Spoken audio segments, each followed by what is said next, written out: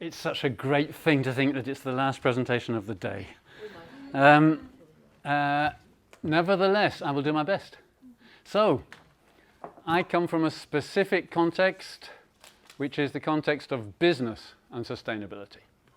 So, leave now if that's not of interest, because that is all I can talk to you about. I don't know much about that, but it's all I can talk to you about.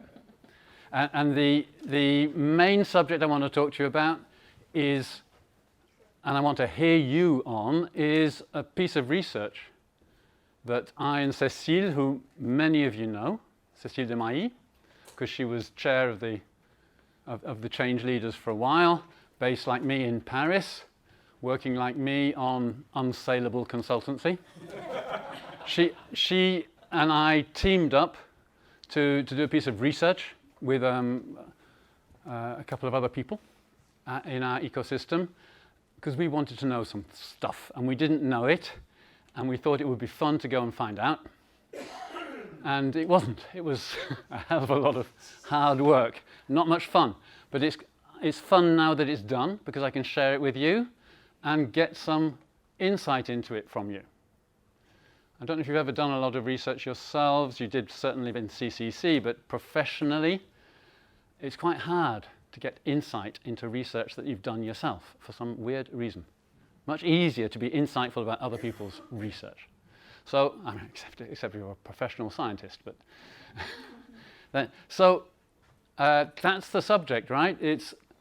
Is sustainability as expressed in corporate social responsibility, CSR, is that changing anything? Don't worry, the French is not going to go on very long. It might recur a little bit. So let's just check in with Ian. How is it going? Is it going well? Is it going badly? Listen to Shekhar, it's not going well at all. Listen to Bill, it's not going well at all. If you listen to some more optimistic types, there's some signs that it's not all gloom and doom and despair. 95% of listed companies now file CSR reports. Well, that has to be good, right?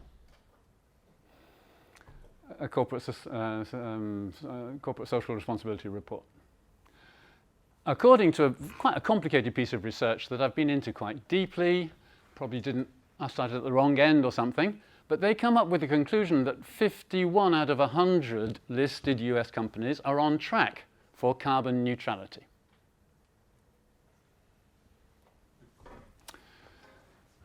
COP21, universal agreement, China, the States are in there pushing for it to happen, sorry, maybe no longer, but you know, universal buy-in at the Paris agreements that we needed to do something about climate change, and that countries needed to pay for that, and we needed to, for the first time there was a consensus that we give more money to the South, because the South needs more help to undo the damage that we have inflicted on it from the North. There are things happening, aren't there? Then we have, apart from COP21 in Paris, we have the Sustainable Development Goals. I'm sure you're familiar with them. The Sustainable Development Goals, published in October 2015, the fruit of a consensus, the world's first, seriously, the world's first consensus between business, government, civil society, and development agencies. NGOs in there alongside business. Consensus on this is the compass for sustainability, or sustainability on our planet. Okay? Signs of hope, signs of people waking up. The Millennium Goals you heard about, which were until 2015, were not consensus. The Sustainable Development Goals are at least on a basis of trying to get consensus. And you know, companies make great claims that they're going to go beyond their evil ways, their ecocidal ways. And they are going to look beyond petroleum. It's a bit of an old one. And then suddenly we wake up and we find that the Gulf of Mexico is on fire. with the same company. Companies make great claims about how they're looking after their workers in their extended supply chains. Anyone wearing a pair of Gap jeans today? Of course, that wouldn't be that company, but if you were wearing Gap jeans, you might feel this was relevant. Anyone wearing Gap jeans, were they made in this extremely nice environment, or were they made in this environment, where Gap was making not jeans, but other clothes? Rana Plaza, we all know about, 2013, etc., etc. $38 a month, etc., etc. There are signs of hope, because Total, which was responsible for the Erika disaster and appealed against all the decisions asking it to clean up. So good luck, Shekhar. Appealed against all the decisions. I'm only teasing on that one. I will be fighting on the barricades with you, mate. But Erika is Total's responsibility. It's Total's total responsibility. And they were fined, and they appealed against all the fines. And their final appeal was quashed, and they had to pay the fines and clean up and repair. And just hours after that announcement, their previous CEO, who is now, as you probably are aware, died in an air crash, but that's another story. He said, after that, we're certainly not going to go back into the Arctic and explore there. Virgin Arctic territory, we will not explore for oil. So there's signs that companies do wake up to grim truths if you hit them hard enough. And then, there they go. When it gets too tempting, up they come through the Arctic ice. This is not a Total submarine. It's just an image to illustrate that the Russians have invented a technique for unblocking the ice year-round already by sending 2 submarines in parallel underneath the ice cap. At a depth of 15 meters, they can clear shipping lanes with no further expense, any time of the year. Why? Because it'll be a lot cheaper to have your extended supply chain that way. 20% cheaper. Thank you, Shekhar. We didn't rehearse, did we? No, that No, was no. news. It's not even Okay. like mega. It's just 20% saving. Right, this is not oil. You know, sometimes the finance sector too gets into a bit of trouble. This was on the day that Lehman Brothers was announced going bust, and she used to work for it 5 minutes before, in 2008. And yet, where's Rosette? Yes, thanks to you, I met Triodos Bank at the back. Oh, yeah. Yes, do you remember that? Yeah, a long time ago.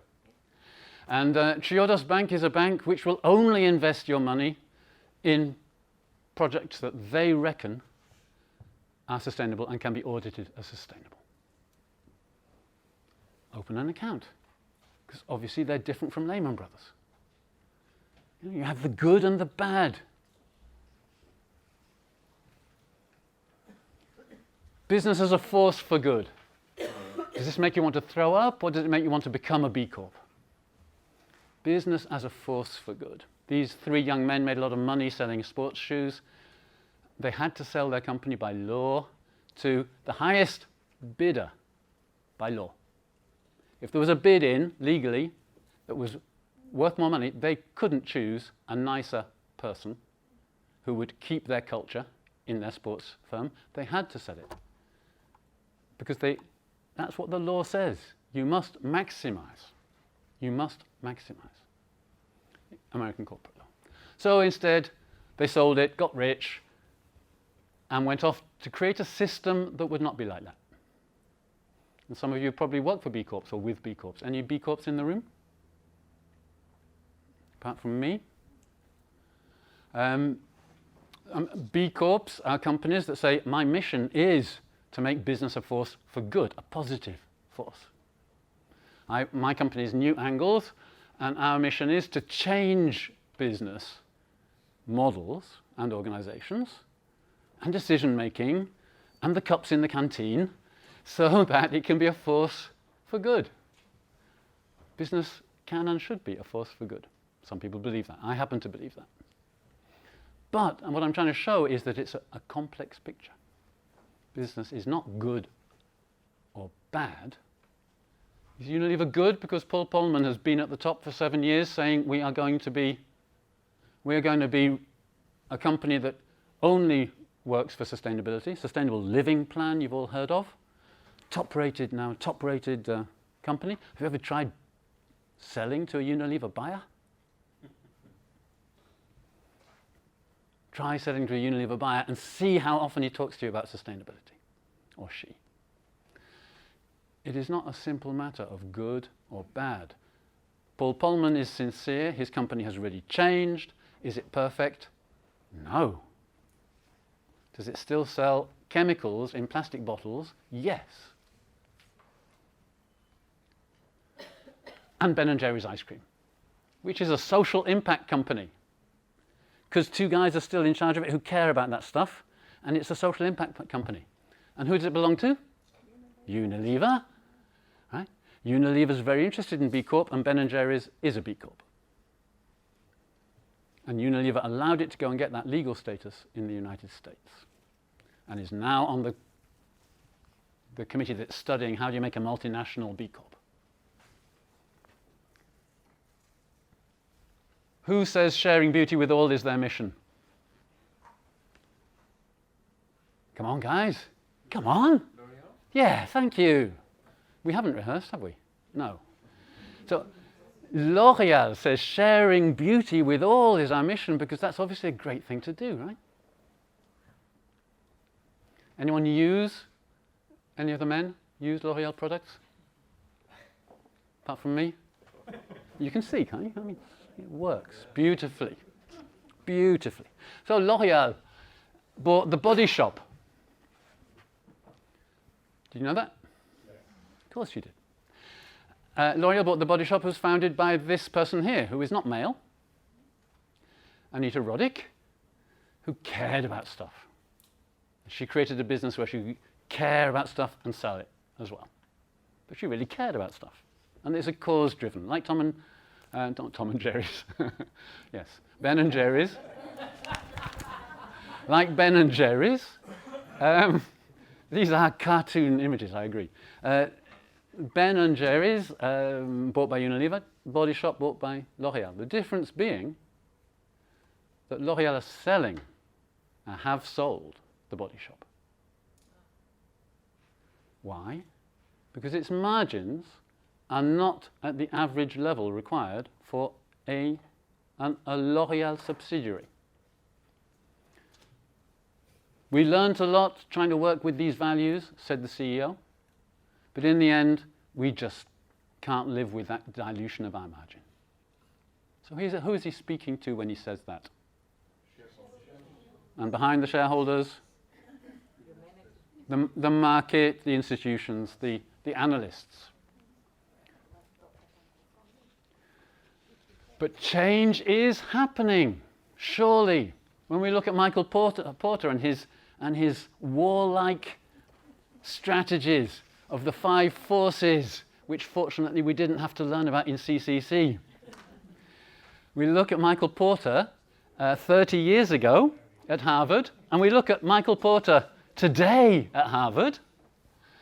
And what is he saying? Oh, forget all that. Business is not about gladiatorial combat, the strongest winning and the forces at play.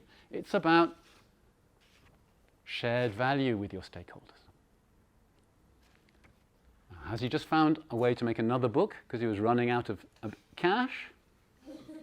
Or does he believe all this crap, as someone said with the microphone left on, as he left the announcement conference?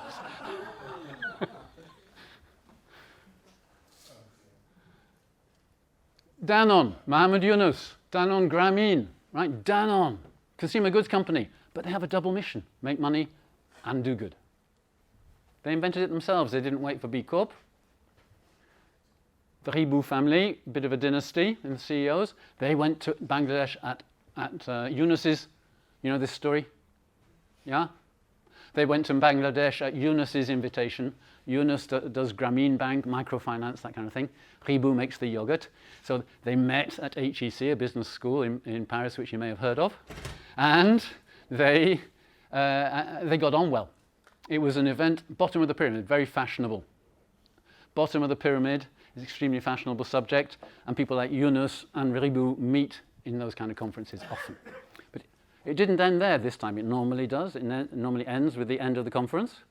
But this time, Yunus and Ribou got on a plane, probably offset, got on a plane and went to Bangladesh. And Danone set up a company with the help of Grameen doing micro loans to enable not only the factory to be built and the local people trained, but for the yogurt to be developed to hold 30% of daily micronutrients for these kids, and 2,000 sales ladies to be trained, recruited and trained from the local villages where there's no transport, no shops, no coolers. It's a slightly complicated business model, but it's built on stakeholder needs. First the kids who are dying young, so they need the micronutrients, then the workers, then the sales ladies, creating employment, creating access to economic activity, with all that entails afterwards for education and the scope to bring up your kids different. So.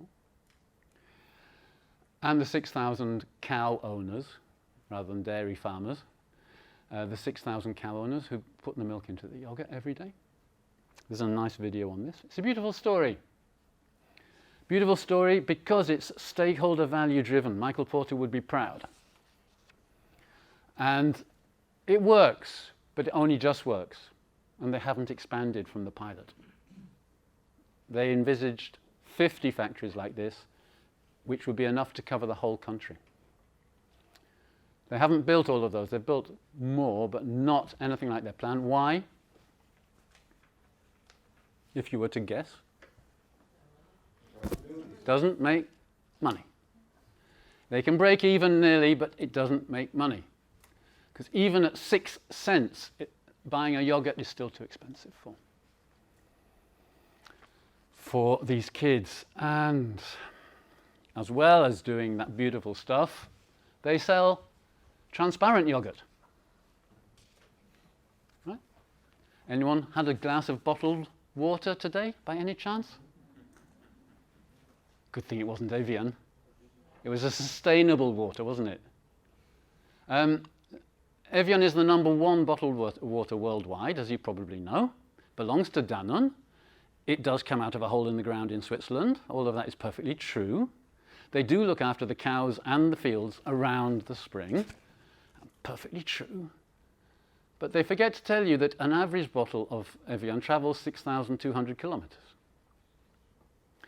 And that despite that, more than 50% of its carbon footprint is in the packaging. And that despite that, only 9% of Evian plastic is recycled. Okay? So, working with business on sustainability is complicated.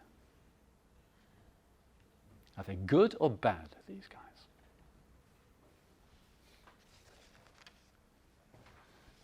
Working on sustainability in business is like pulling a rope in 2 directions at once. There is something deeply incompatible with capitalism as we know it and sustainability as we dream it, or would like to see it be. So, apart from being intellectually interesting, Cécile and I thought that it's also important to know whether the CSR activity we've been talking about is actually making a difference to business, in business, or not. And we couldn't think of a way to measure that. So we gave up, and we did a study instead, which was based on talking to managers inside companies and asking them what they had seen happen in their own careers over the last 5 years. And that's this study. It's in 2 parts. We've been working on it for about 6 months. It's just been published. The questionnaire was entitled, "Is CSR changing business?" And we got people online by advertising in this very childish way. That's Cecile, actually, with a mask on. Our starting point was, has CSR changed anything in reality? Please understand that CSR don't just mean CSR departments or CSR reports, the whole shebang of corporate social responsibility. Has that changed anything in reality?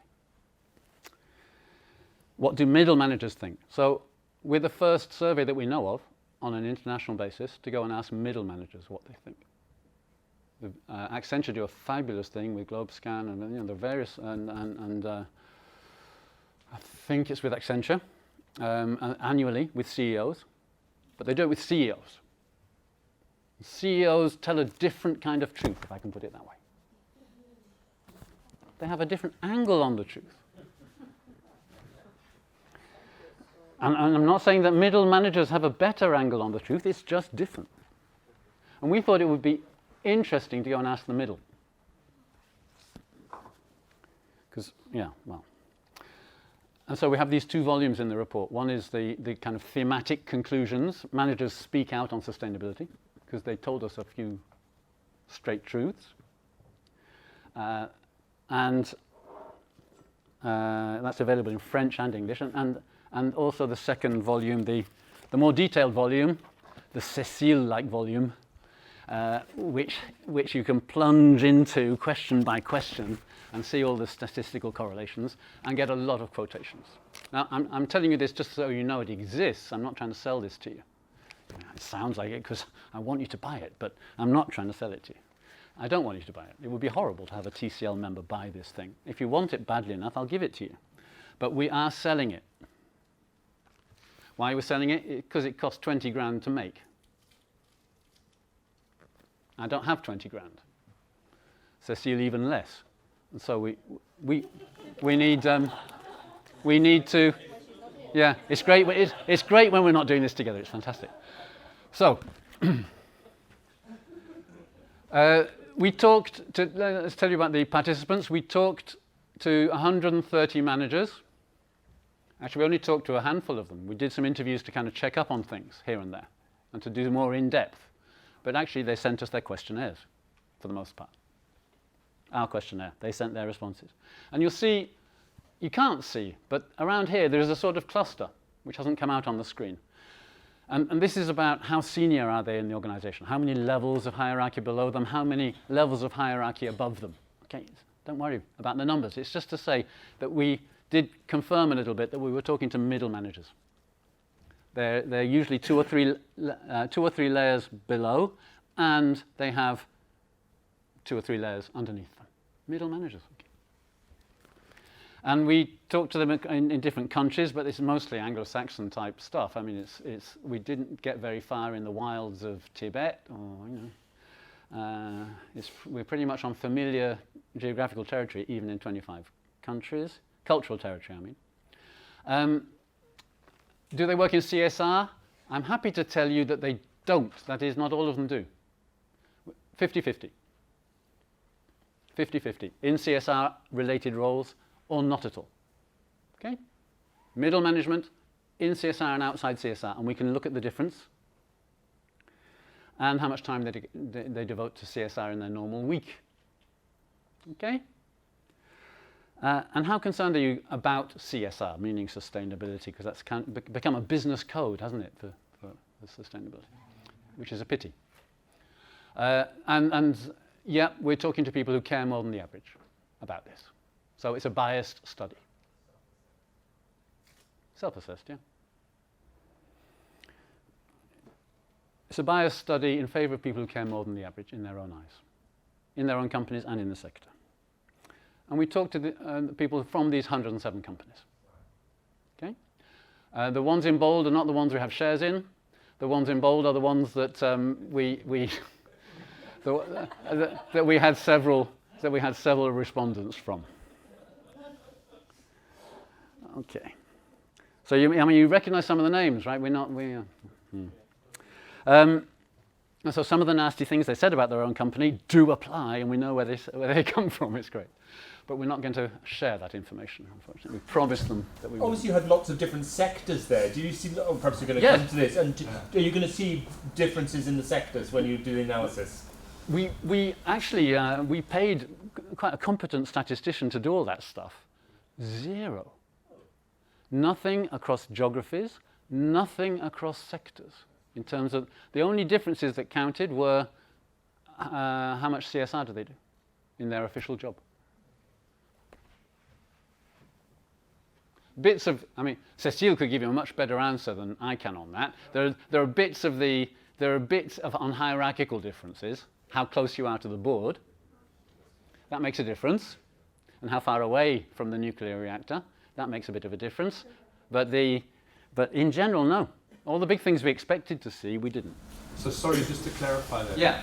You did slice and dice it so that you saw geography and sector, but that there was no correlation that added any value that we could see. Okay. Are we okay? Can we carry on like this? But PowerPoint, I know. But all right. Give me a couple more slides. 30. And the conclusions.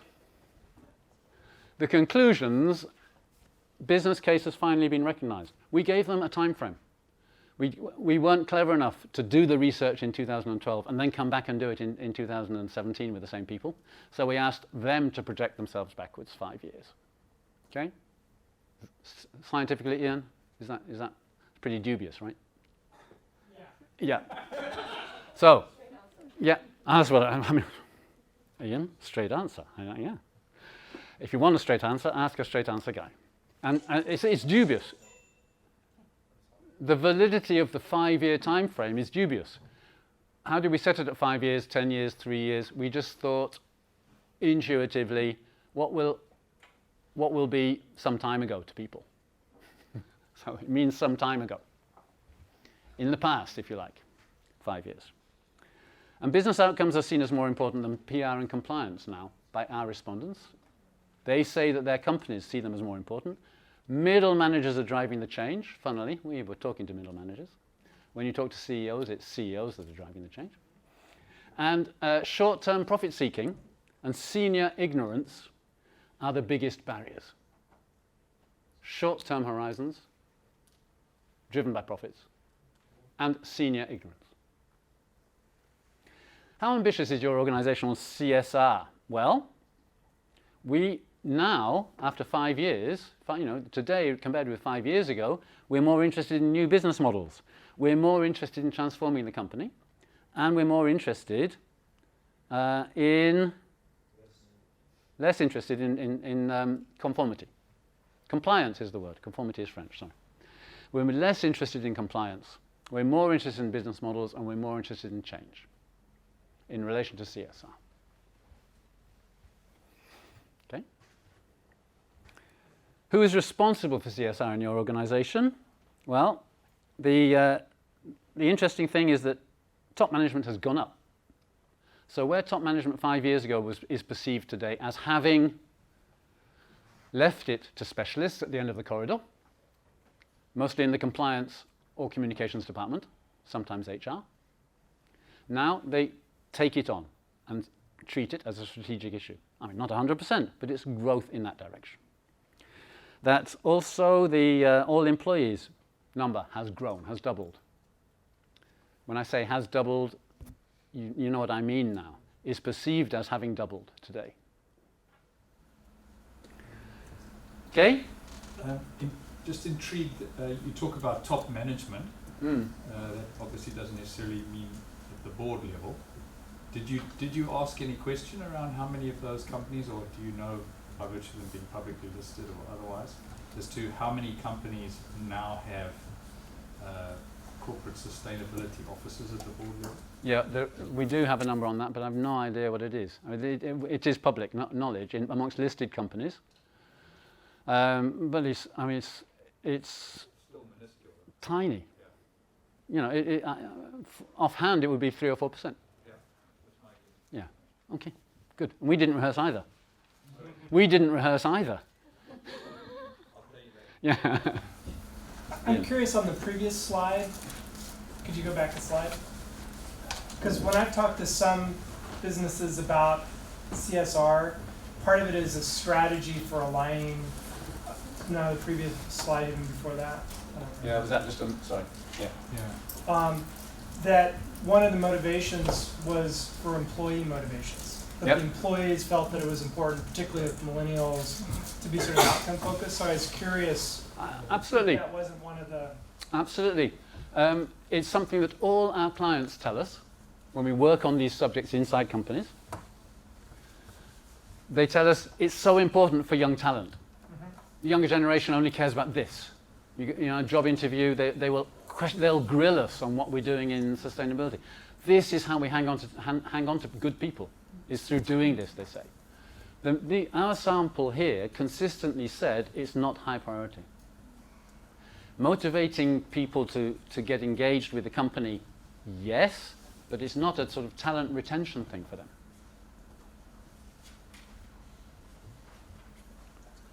But I quite agree. We were surprised. Do we know if it works as a talent retention case?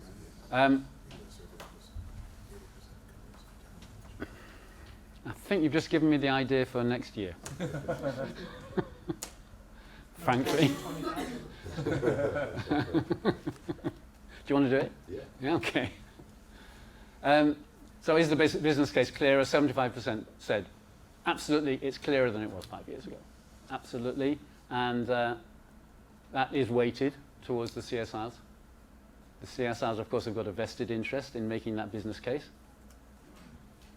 The non-CSRs don't see it quite that way, but still it's more, 61%.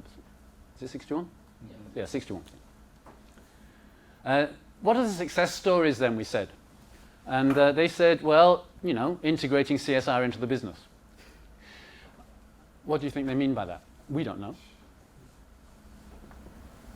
What does that mean? I think it means that you're able to make money while doing the right thing. Could be. That would be nice. That would be fabulous. It's done more than once, and to sort of become a thing that gets a little bit of budget every year. A bit more habitual, a bit more routine. Mainstream in the sense of budgets, okay. It's on the regular budget list, could be. And consideration in the core business, as opposed to just cutting back on travels and paper use and things like that. Yeah, right. Rather than switching the lights off at night, sort of thing. Exactly. Yeah. Every business unit has to include one slide in their strap. Oh, a fellow cynic. Sorry, did I say that? Right. It's also pretty symbiotic. The consumer, the marketplace now is becoming more CSR interested, and it's driving business to cater to new tastes. Yeah. So it's beginning to work. Yep. That certainly corresponds with what we find later.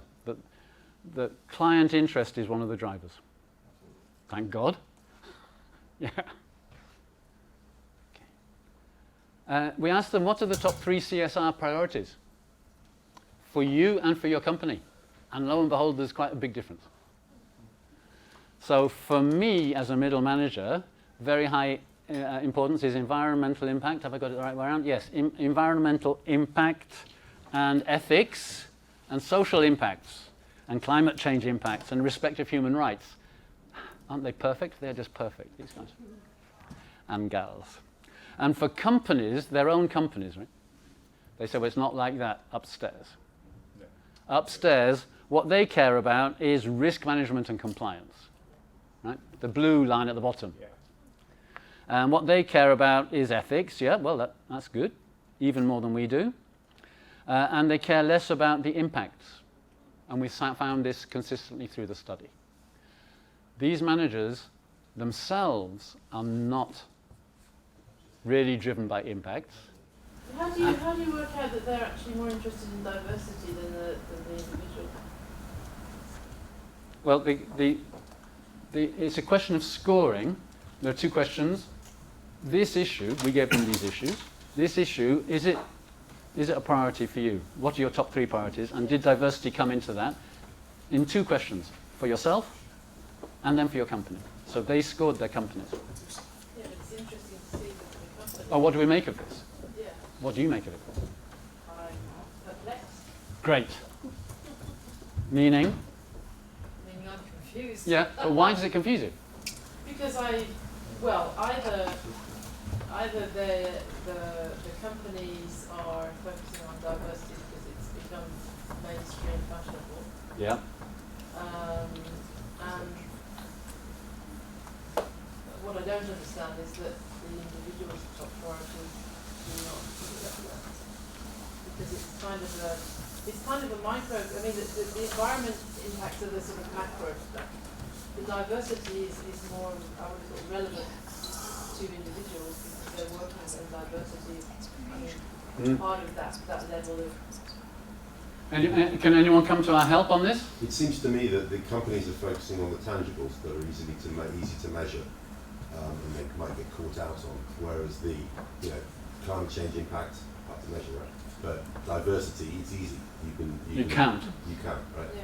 And so the companies are going to go for those because they're things that they can put in a report, whereas they may not really cover the right issue. Make sense? Companies can get their hands around diversity more easily, and they can get around the macro, as you called it, issues of climate change and their impacts on it. And what's more, the law in many countries tells them to do it. I still say that it's quite telling that more or less 60% or so, or 70% rather, of individuals don't really consider diversity important. No, they don't. That's not the question. The question is, which are the top 3 points out of this list for you in sustainability? And diversity is not top for them. It doesn't mean it's not important. They think that you could interpret it as saying this is where the emphasis needs to go. On the top ones. How would you define social impact though? You've got social impact, we've got We did not define it for them. Okay. I also are these aspirations or the actual practices? I'm sorry. No, before we please go don't. on. So are these aspirations? I mean, what I would consider would make the largest impact, or does this slide? This is the should. This is a should. So that's an aspiration. It's a should. But that's a huge difference for me in terms of. Yeah, we have a bit maybe to highlight that. Oh, sorry. No. That It's really you can't possibly predict what's coming. So, because I have some difficulty and I put them in the order. So we have got something. We have got something on what is actually having visible effects in your company. So that might be. That slide is not this is reflective of this. This one is more about the aspirations. Yeah, this is what should be top priority. Okay. that shows as well, I interpret it as actually companies do not really care about CSR, they just want to have results that are visible. And they're just focusing on what's good for their reports and for their shareholders. I mean, Okay. environmental impacts, if you think of some companies, it should be their top priorities, and Yes. it's not. No. Well, I think in the introduction, I put my own view, which is that they are both concerned and deeply unconcerned. Their business model is a capitalist business model in which externalities are good. The more you can get someone else to pay for your costs and damages, the better you are doing business. That is the capitalist business model, the type of business model that they are used to operating successfully at the top of a company like this. Externalities are to be sought. The more externalities you have, the more people will want to have shares in your company. Yeah. Otherwise known as Ecocide is a pure consequence for me of that model. Yeah. It's the model for me because I'm a business biased person. It's the model of capitalism that creates ecocide for me. But there may be many other causes. Okay, so a gap between what I think is important and what I see the companies thinking is important for these middle managers. How transparent is your organization? Because they all said transparency is very important. Well, on environmental, yep, On ethical, yep. On human rights, yes. On financial optimization, well, so here's the model again. Financial optimization is all about externalities. You don't pay taxes if you can avoid it. You let other people build the roads, build the ports, build the airports, build your infrastructure on which you make money, and you pay as little tax as possible. That's an externality. Has CSR changed the way you do your job? And 50%, roughly, what is it? 52% say, yes, it's changed my job a lot. And this is weighted towards, I'm in a CSR job. Okay, fair enough, as you would expect. That's in the last 5 years, my job has changed a lot because of sustainability in my business. This is not a detail. I know from the work we were doing 5 years ago, even though we didn't do this precise research, that we would not have had that answer. Jobs were not impacted by CSR any more than they were impacted by REACH, which is the chemicals regulations on imports into the EU, right? It's just a regulatory thing or a compliance thing 5 years ago. How are ethical considerations in decision making compared with 5 years ago in your company? 62% say they're more important. This is one of the signs of hope. Ethics is considered more important and has more weight. It doesn't mean that it has huge weight. It has more weight than 5 years ago. I'm not going in the wrong direction, at least. How do human rights relate to your business responsibilities compared to 5 years ago? And 37% said more. And that was a little surprise to us, because in our day-to-day consultancy dealings, human rights don't come up a lot. We talk about it to our clients, but our clients don't talk to us about human rights spontaneously. You know, the UN Office for Human Rights Commissioner published some guidelines for business. Yeah, called the Roger Guidelines, about 6 or 7 years ago.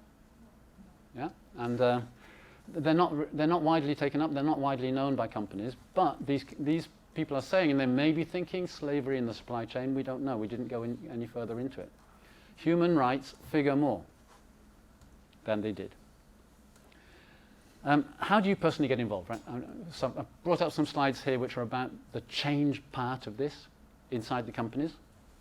So I want to get you, if you would be generous enough, I want to get you thinking about what would it take to unblock some of these barriers? What would it take to get change to integrate sustainability happening more in companies? We've got a very wide range, representative range of Western-style companies here. We have got a little bit of evidence about the change that's going on and what role managers have in that change. I would really appreciate it if you could think with me, preferably for me, on what could we do to push this further, faster. I don't necessarily mean like I was theatrically saying to Ian, you know, stand up and let's go to Colorado and let's make a difference, but not necessarily together, but what could consultants do in business to get change happening faster in this area, based on the smattering of data that we've got. I'd like to share that thought with you, that question with you. So, how do you personally get involved in bringing change in your organization? Well, I do a lot of proposing. I propose stuff to my peers, I propose stuff to the top, and I test, advocate, and implement changes. That sounds rather smart. I test, advocate, and implement changes, processes, products, ways of working, etc. Those are the top ones. And I communicate the corporate vision like a good soldier. I communicate the corporate vision to my team. Those are the top ones. And I would like to do more. 37%. Has the company improved its impacts over the last 5 years? Well, on ethics, yes. On the environment and ecosystem, yes. On value creation other than financial, let's just call that non-financial value creation,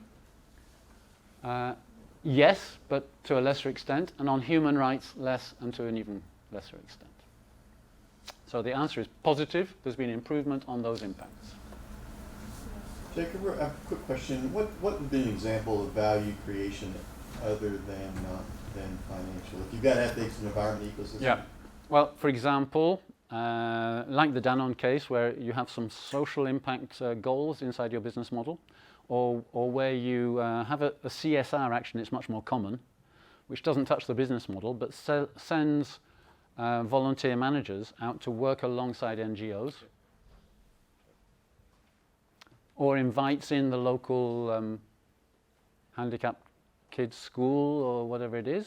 You know, we'll work for a company that does perfumes, and they bring in kids with difficulty with their sight, or either blind or handicapped visually, and they work on developing perfumes with them. You know, you could call that positive social impact on it, and very often that kind is much more common than the business model kind we saw in Danone. It seems to me that the environment, the biggest improvement, if I'm reading right, the biggest improvement that they've had over the past 5 years is in the environment. Yeah. And yet, if I remember back to a few slides ago, Well done! It was the least important. Where they saw the least well, no, actually they also say the company is making the least impact. Right. But here they say that's because in the sustainability. Sorry, it's my guess, and partly Cecile's guess. I hope. Hi, Cecile. That in the report it always starts off with we have reduced our carbon emissions by 4% in the sustainability report.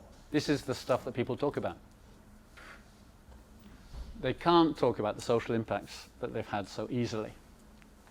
Environment, you know, we now have only 25% of our waste goes to landfill, and we expect it to be 0 in 20 years' time. That sort of information is very common.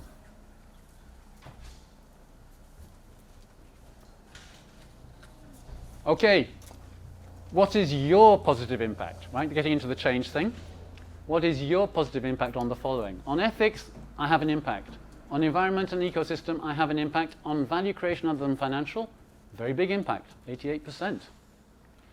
And on human rights, 80%. I have the ability to have an impact on these, and I do have an impact on them, and I have more impact than 5 years ago.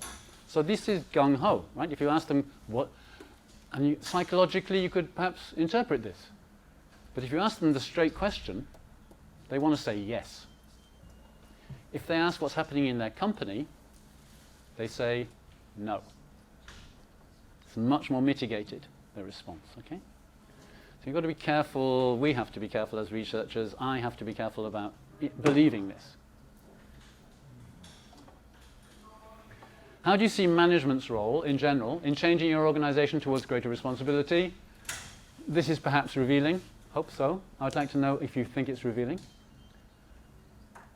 Let's just look how that goes. You see that you've got more red as you go down. More red means less traction. Right? Management's role has less traction as you go down. Have a role to play, have a responsibility, have the opportunity, have the power, and are well placed to sort out the barriers, sort out the obstacles. Let's just see how that plays out. The role. Yeah, of course, absolutely. Management can do that. We have the role. We have the responsibility. We have the opportunity, a little bit less, 90%. We have the power. Oh, now you're talking. Actually, do I have any power? And we are well placed to sort things out. Oof. Now, I think that regardless of CSR, that's quite interesting about how managers see their place in an organization. That's amazing because it means that if they have the role, it means they're responsible for that. Yeah. But they don't have the opportunity or the power to implement it. Yeah. It sounds like, I mean, I can imagine that happening in France where power is so important and people generally feel powerless. France was a small part. France was a small part of this sample. Okay. 8%, something like that. That slide seems optimistic. I mean, that makes me hopeful. Did it surprise you? Did any of the results surprise you? Lots of these results surprised me, but this one didn't. Good. Okay. No, absolutely. I mean, our clients are usually here. That's why they employ us, the silly, foolish things. They employ us, thinking that we will help them with this. That's actually a good number, that's quite high. I would really think it's real. Yeah, I suspect they're exaggerating a bit, because no one likes to admit that they're impotent faced with the organisation. And we'll see later that there's a real proof of this later.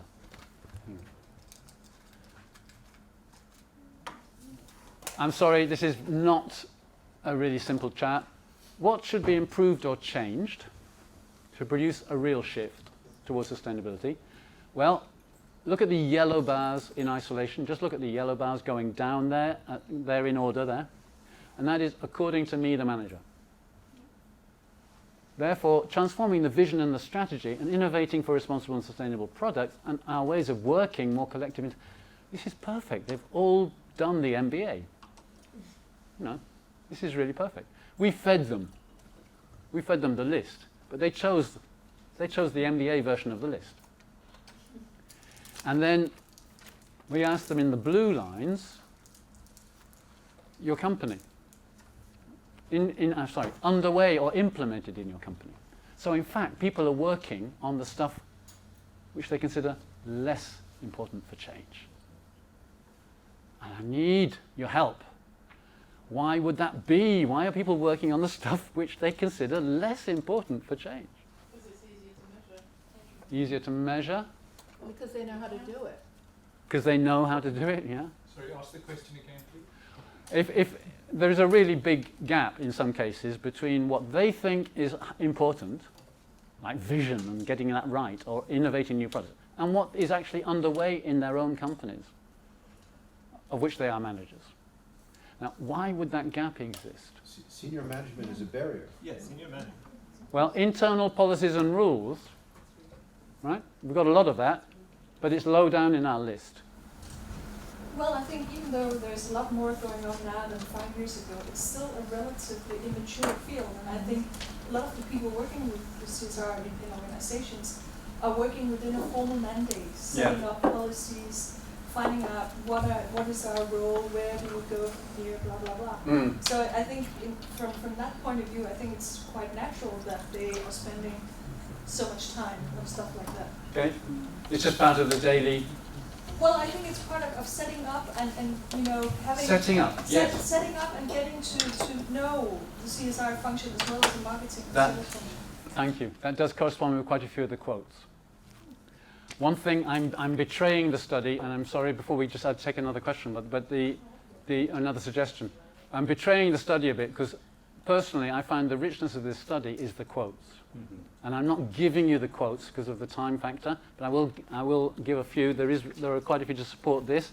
That we're still in setup mode. We're trying to get awareness raised. We're trying to get into project mode on this, etc., etc. Policies come from down and from the department, the specialized department. Remember that 42 or 3% of the companies still have CSR managed by the specialist team. So that results in policies, right? That's what you get when you do that. Your product is policies. So there was someone else. Yes. No, please. I was just going to say, Jacob, that I feel quite close to what you were sharing on this because I used to work in a division that it wasn't called CSR, but we were trying to do business. We were trying to create value that was a non-financial type of value. Yes. Yeah, in alignment with. In what sector? High tech. Yeah. Yeah. And so, to your question about why there is a gap, in my experience and example that I have, I see it as short-term focus. It's really about short-term focus because what our team did, had returns and had benefits, but it took at least 2 to 3 years sometimes to see things happening. And then along the way, the company of course had to invest because it was really pro bono consulting work that we did. Yes. And so to pay, you know, high-profile, capable consultants to do the work in the field was no doubt costly. Yeah. And so they scrapped it. Yeah. Easy. Yeah. Easy. What I am seeing here, and I'm focusing just on the where we have the biggest gap between Yeah. yeah. And surprisingly, this corresponds to turning a real vision into the reality. Yep. Into work hours, so this shows something which is at management levels we are willing to do so and communicate to do so, and probably there has been some training like, look, we are sustainable, we are doing that. There's a lot but of when you try to turn it into reality, there is nothing behind. This is what I'm seeing here. Yeah. So percentage work time employee dedicated to CSR project, the company doesn't care. The company cares about reports and measurements, but not how the report and measurements are produced. Right. What is really behind. Yep. This is what I'm seeing. And when we look at the overall picture, we're averaging all these numbers, okay? Yeah. So, but then that average has a value. Doesn't mean it's the whole truth, but it has a value. It's a tendency for the company to be still in the old CSR game. And this is the whole point of the study for me, summed up in one phrase. The companies are still in the old CSR game, which supports and decorates the classical business as usual model. Middle managers are wanting to go beyond that and seeing a need to go beyond that and seeing an opportunity which they cannot quite satisfy to go beyond that. If I were going to sum up the study, that in one sentence, that's it. So CSR is an add-on rather than incorporated into the phase. For the companies. But the middle managers have realized that the world has changed, that their customers, their suppliers and everything else, they need to manage differently. They need to manage their value chain with sustainability integrated into their decision making. And yet the company is not opening the space for them to do that yet. Even though it, in lip surface, it recognizes the importance of doing it. Okay. And so, which measures are producing visible results? And right at the top is percentage of work time, right? Which they said is not so important strategically. And you'll see that the ones at the top are the ones that they said are not as important. They're producing visible results. That doesn't mean they're producing good impacts. It's a different expression. Producing visible results is you can see it happening. Work time, policies, diversity, sustainable and responsible innovation, employee awareness, social enterprise. And here come the vision and the business model transformation. Right? Because most companies are not yet mature enough in all of this to have a real sustainability vision or to be working on sustainable transformation. What about situations that CSR is already part of the producing process or the delivery process? Because here it is like it's the separated CSR project. But I can also imagine that CSR is interrelated to what you offer. Absolutely, and in the quotes we get people saying a whole range of things about that. One I can remember is the proudest thing in my life is we just launched a jet engine which consumes 16% less jet fuel, right? And now that's a CSR-driven product innovation. We may regret that it's not 95% or 100% less jet fuel, but anyway, it doesn't. It still counts as working on the real offer. Currently working in a bank where they want it to be the real offer. There are companies where they want it to be integrated into the offer. And there are many other companies, and unfortunately it's still a majority, where it's not the case.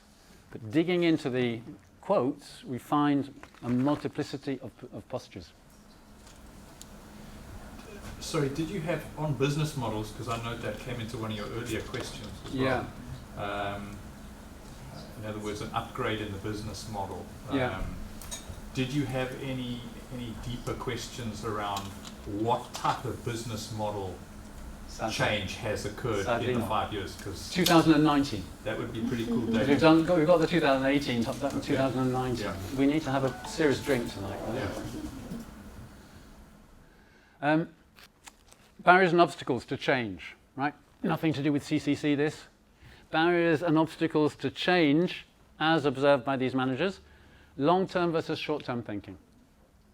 In other words, too much short-term.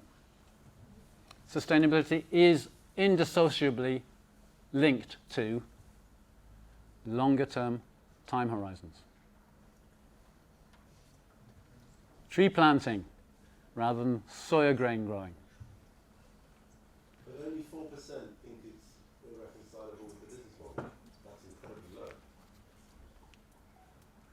No. 4% think that that's a serious barrier. So 96% don't put it at the top.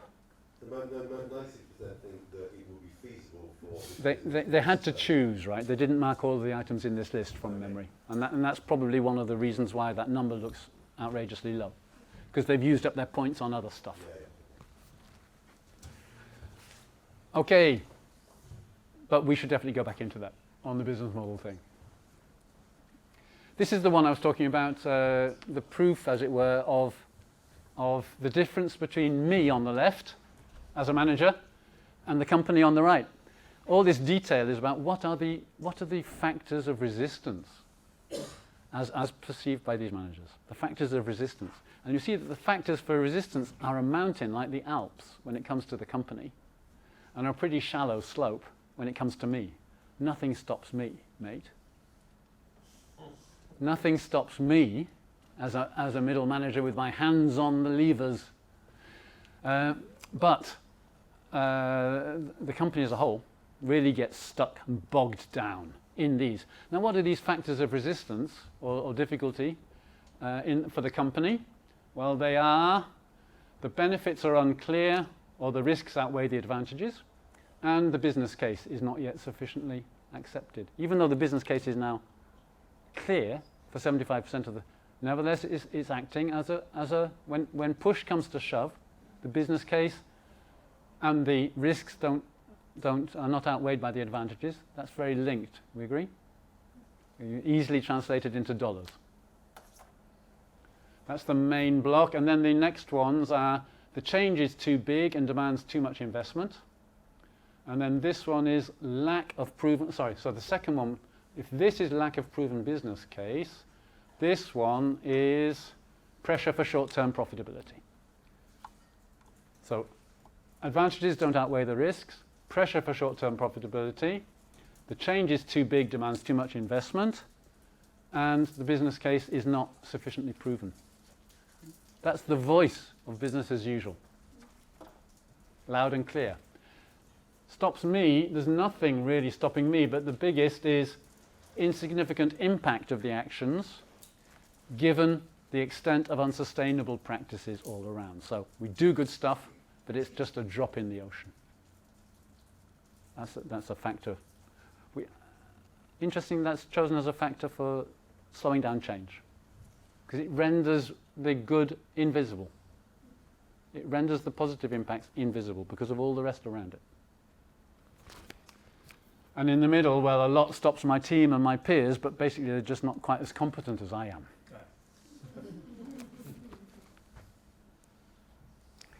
What resources would most help me make my company's practices and processes more sustainable? Funnily enough, more budget would help. What a surprise. More training, even though training is not what really counts, according to their previous remarks. What do you need more of? More money, more training. We need more performance management tools. And this is a rare thing to hear people say this. It's hard to build in sustainability into your management if you're not rewarding. And why aren't you rewarding? And why can't you set objectives for it? It's because you don't know how to measure it. You can only measure your carbon and your water and your waste. You can't really measure the rest of sustainability. You can actually, and Martin Thomas will be telling us tomorrow how you can. But people are not aware of it. These managers are not aware.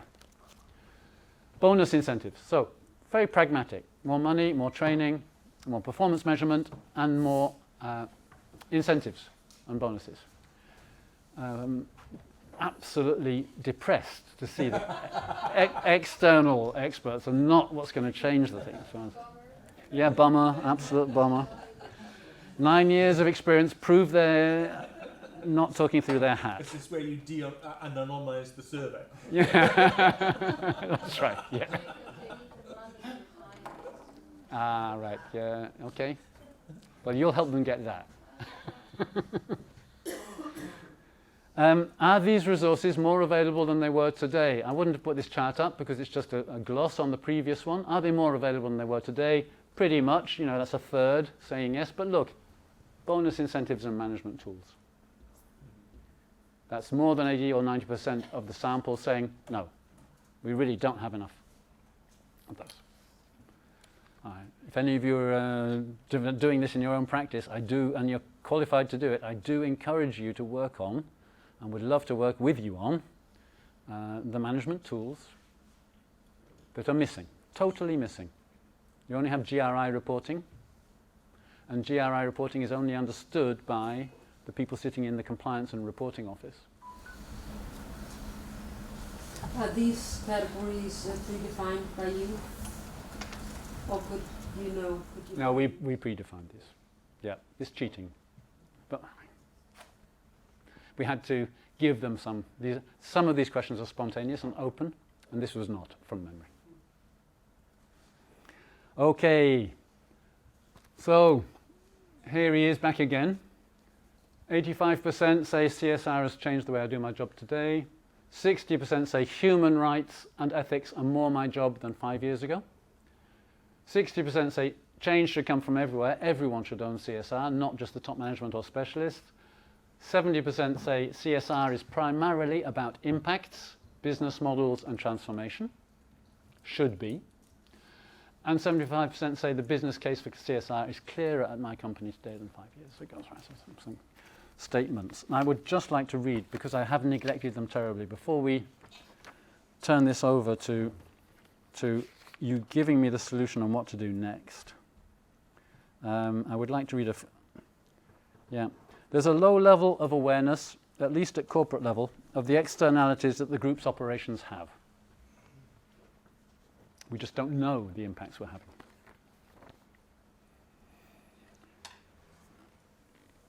It's not a problem of resources, despite that, the budget thing. It's not a problem of resources. It's a problem of culture that encourages more empowerment and less permission requesting. In other words, that's what we need. A culture that gives more empowerment. This is middle management speaking, right? Gives more empowerment and less permission seeking. That's my peers who do that. Sorry, could I just ask a quick question? Is CSR changing business? Yeah. And you give those percentages. And if the answer is yes, broadly, then how much is it changing business? So you're driving a car, for example. Yeah. You know? Okay, yes, it changed the car. What? The speed of the car, the direction of the car, or whatever. I mean, do you have a sense of a percentage of, you know, we've shifted in 5 years, we've shifted the dial by X percent? I think I'd rather answer that in terms of where are we on the curve. And at the risk of being laughed out of the room for cliched remark, I think we have in 5 years, because I've been following the reports quite carefully, in 5 years we have passed the famous tipping point. In other words, I believe that overall, across the whole population, the bell curve, we are getting up to the 20% mark. We're between between the 15 and 20. We've just gone past the 17.6% or whatever it is statistically. That is the tipping point in Everett Rogers' theory, and we are going to see, as long as the legislation keeps on working, as long as the market pressures keep on working, as long as there's any planet left to destroy, we're going to see that start to take off. There was an interesting article in The Economist about a month ago talking about Unilever. Yeah. And giving the background as you have, on there, many initiatives to reduce. And the Kraft Heinz thing, probably. And then talking about the Kraft Heinz thing and saying they seem, by being less aggressive towards profits and thinking about a wider range of stakeholders, to put themselves at risk of them being bought out by a more aggressive, more capitalist organisation. Yeah. And it ended by saying the next couple of years are going to be very interesting to see how this plays out. Yes. And I think it will be that will be a tipping point. If they can keep going and show that it's actually sustainable, so to speak, then but if they get bought by Kraft, then I think a lot of other companies are going to be thinking again. They won't get bought by Kraft as it happens, because Kraft have run into difficulties since. I'm informed, but they still could get broken up into two businesses, foods and non-foods, and this is obviously how they would squeeze the extra value out. That's been threatened for many, many years, and yes, it's a fragile progress. But it is genuine progress, I believe. We are moving up that curve. And managers are convinced that we're moving up that curve. If you want to consult some of the quotes and stuff, can I circulate this in the room? I would very much like to find them at the back again tomorrow. But if anyone would like to take a look in, there's both volumes there. Now, what do we do next? Based on what we've heard, very superficial rendering, apologies Cécile, but it's a very superficial rendering of the study. But based on what we've looked at from the study, what could we do next to accelerate the uptake of sustainability in these kind of corporate environments? Jacob, have you been to the Social Innovation Summit at all? You heard of that, the CIS conference? Yeah. So it's actually, I'm happy to share the notes from this year's Chicago. Fantastic. But there are, and actually it's most of the sessions are videotaped and free of charge on YouTube if you look at CIS 2017. Super. From my experience and what we're trying to do with United Way is trying to go into companies and actually use CSR as a lever to get more corporate engagement. Yeah. Social sustainability aside, but actually getting people to show up to the community to volunteer and yes. But that conference was you want companies to be more active outside their walls in the community. Unequivocally. Yeah. What the CIS conference was, the theme was, and the research they've shown is that unequivocally companies have made that. I'm with you. I'm happy to be left out of the room with you, but they have shifted out of this realm of this being a nice to have. It's actually a requirement. Nielsen reported their statistical data on both consumer-driven responses to the market, which are now shifting people to buy, and as well as the younger generation working for companies and coming into companies. You're 82% more likely to get a Harvard graduate into a socially conscious firm than one that isn't. This is what they say, yeah. So you should look at that. I encourage people to really. Well, I'd be very interested, yeah. And what companies are doing from a CSR perspective to actually really innovate and do things a little bit differently. Thank you. I mean, that is something that will probably have a lot of clues in it, right? About where the windows are, where the openings are. Is the Nielsen data on the videos? He highlights it, but he doesn't have the report. But there's actually a YouTube of it. But I'm happy to send out my notes from the conference, which are decent. So, thanks for that. But who has some ideas on where we could go next?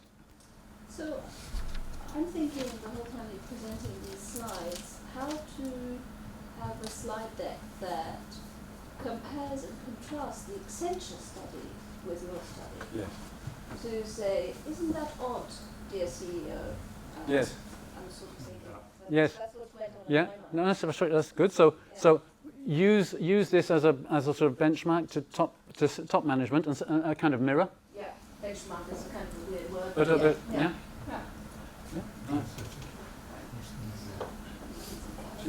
Yeah, Jacob, 8 years ago for my CCC dissertation, I looked at how organizations change for CSR. Yeah. And I defined 4 different levels of CSR to distinguish whether it was really strategic, on a strategic level, on a business strategy level, or just something on the side. Yeah. I did interviews, so I just spoke to a number of people, not as much as the data you have. Yeah. But I'd love to talk to you whether you could compare that, because it would be very it would be interesting to look at the different levels of CSR and then look at the change strategies that they use. Yes. And whether you could say the more strategic they are, the more the managers feel that they do have the capability to change. And that could be also nice to report back to CEOs. And then, so you're saying that if we thought about that, we could help CEOs identify where in their organization they've got people who are opening up the possibilities? Yeah, Is that also, in your also mind? I think it would show them that organizations that have progressed further have taken different measures to implement it. Yep. Yep. What has worked? Yeah, exactly. Yeah. Jake, have you heard of the World Business Council for Sustainable Development? Yes, I know them quite well. Okay. We did something with them on the Vision 2050. So I was wondering if you had maybe reached out to them and compared, done their version perhaps, or their perspective of this study, potentially? Yep. Yep. Now we have talked to them about this. They want to hear more about it. We've just published it, and we want to encourage them to run something with them because it's a CEO member organization. Right. So it's it's the place where you might apply some of this stuff and the mirror stuff. And we think that's an interesting, because they kind of suspend their individual corporate interests a little bit in that environment. So they might be prepared to sort of share a look at it. Yeah. Yeah, nice idea. If you know the right door to knock on there, we only know a couple of people in there. This is that Peter Becker's crowd? It is Peter Becker's, yeah. Okay. But Peter Becker will, always be very positive about everything. You then have to get a project, yeah. But yeah. Sorry, I'm lost. Where are we up to? I think it may be on the surface of things, but maybe it's biased for me because I'm very much into, talking about transformation, digital transformation, business transformation, driving. Yeah. So your question is CSR changing business? I think business is changing, and ecosystems around businesses, the startups. So the question could be how CSR can be part of this. Catch up with. Yes. Yes. I love that. I love that. This is a constant dilemma for us. To what extent to help grow the new models, and to what extent to work on the rusty old models. The Buckminster Fuller thing, right? Buckminster Fuller said you should never tackle the old model head on. You should always just grow the new thing next to it. Yeah, and I really think that's definitely a place to invest. Then you run into all the scaling issues. If you make a little, both have their limits. I have a question around CSR equaling sustainability, because social responsibility and social sustainability, just in my mind, is not the same thing. Yeah. And maybe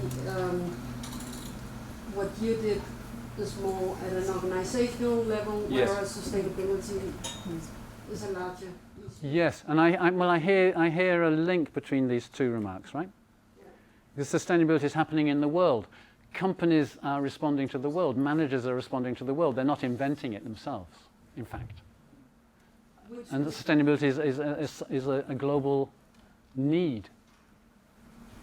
Yeah, so maybe, some of your categories and the answers to them can be explained from that, because a lot of people in your survey said that they were looking into new strategies and new visions, which could maybe explain the reason why they didn't look so intensively at the CSR questions. Yeah, no, I think that's right. People are parents. People are in touch with younger people. People don't just spend their time inside the company, and we all know that roughly that change is going on. A lot of us do. And you could have the assumption that the companies are looking into strategies on sustainability, like taking it to that next level. Yes. Because CSR is already incorporated somewhat. They've already taken it into account. Yes. Yeah. Now, there are some companies that claim to be like that. I mean, Interface, the carpet manufacturer. Puma now are getting quite aggressive in their claims to be like that. There are companies like that, and we should definitely look out for them. Yeah. I have a process remark. I don't know how it is for others, but I feel a little bit tired, so I thought maybe we can find another way of discussing. Yes, rather than plenary. Or, yeah, well, I mean, no, you're not the only one. There are two of us. Oh. So the session is meant to finish at between 15:15 and 20:15. So, what would a suggestion be? I don't know. 5 minutes. 5 minutes. Just discussion with your neighbours on what you take out of this. What do you take out of this for your own practice, whatever it is, whether it's in sustainability or not? What do you take out of this for your own practice?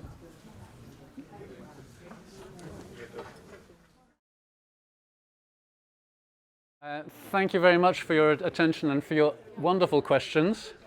I'm very glad that the questions have been captured because I'll be able to go away and think about them with Cecile and the rest of the team. And we have tomorrow together as well. There is more coming on this theme, so I hope it's going to be something we can continue to talk about. If anyone wants to make any final comments from what you've just been saying at the table, is there anything that stood out amongst the standouts? I can't help feeling that I would want to make it disappear, so to speak. That as long as it's separate and visible, it's not the real deal. And only if it's incorporated when you no longer have to talk about it that you actually won. It's kind of like you want to get rid of it. Yeah. We can all buy into that. Absolutely. Okay, well, thanks a lot. Welcome.